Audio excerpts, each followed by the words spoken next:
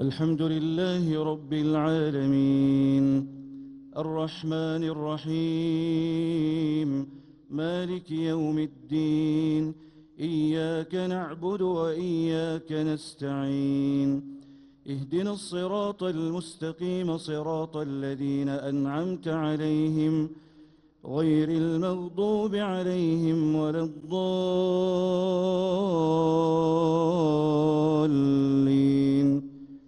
آمين. وواعدنا موسى 30 ليلة وأتممناها ب10 فتم ميقات ربه 40 ليلة.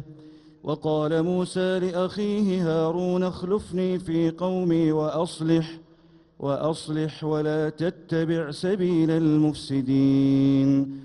ولما جاء موسى لميقاتنا وكلمه ربه قال رب أرني أنظر إليك.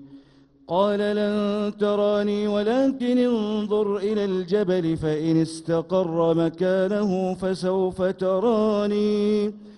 فلما تجلى ربه للجبل جعله دكا وخر موسى صعقا. فلما أفاق قال سبحانك تبت إليك وأنا أول المؤمنين. قال يا موسى إني اصطفيتك على الناس برسالاتي وبكلامي فخذ ما آتيتك وكن من الشاكرين.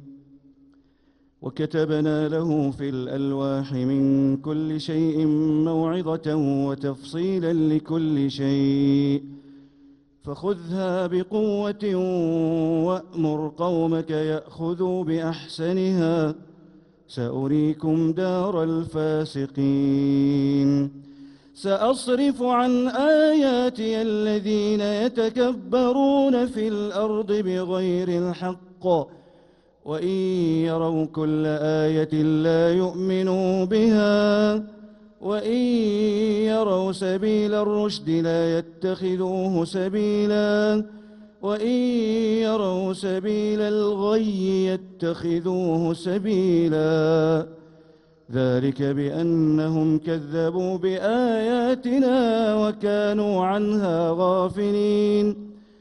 والذين كذبوا بآياتنا ولقاء الآخرة حبطت أعمالهم هل يجزون إلا ما كانوا يعملون.